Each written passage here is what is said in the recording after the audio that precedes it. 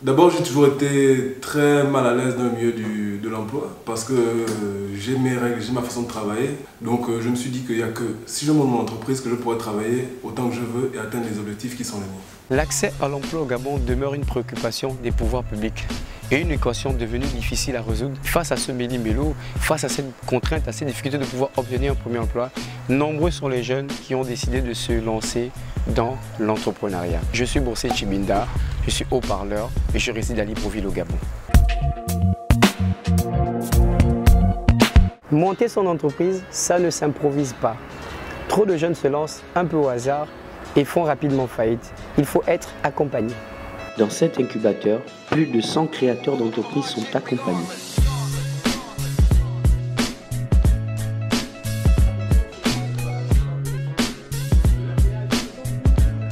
Le patron des lieux, c'est Geoffroy, lui-même entrepreneur.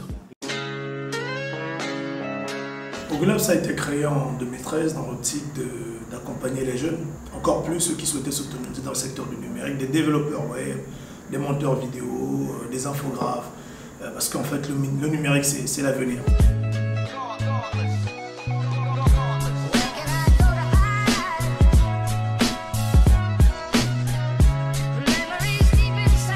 Dans cet incubateur, les profits des créateurs d'entreprises sont multiples. Il y a ceux qui sont envoyés par des organismes qui ne payent rien et d'autres qui payent de 50 000 à 400 000 francs CFA par mois pendant 6 mois pour recevoir conseils et services. Par exemple, une aide administrative pour créer leur société, car la bureaucratie est terrible au Gabon. Ils peuvent aussi emprunter du matériel professionnel, comme des bureaux et des ordinateurs. Ça leur permet de commencer à travailler sans tout de suite acheter leurs équipements. Les discussions aident aussi à améliorer les idées de business. Par exemple, un jeune entrepreneur a eu l'idée de créer sa boutique de vente de vêtements. Il a consulté Geoffroy, qui l'a recommandé de se lancer aussi dans le numérique. Maintenant, son idée d'entreprise, c'est de créer sa boutique en ligne.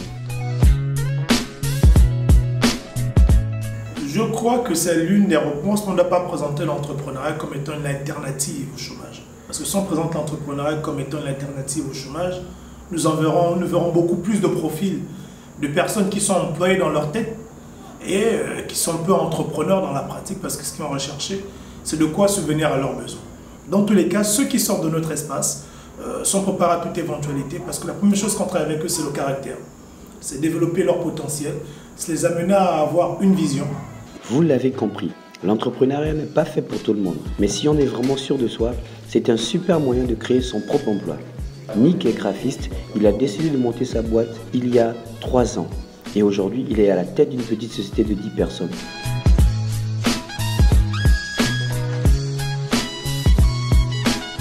D'abord, j'ai toujours été très mal à l'aise dans le milieu de l'emploi parce que j'ai mes règles, j'ai ma façon de travailler. Donc, je me suis dit qu'il n'y a que si je monte mon entreprise que je pourrais travailler autant que je veux et atteindre les objectifs qui sont les miens.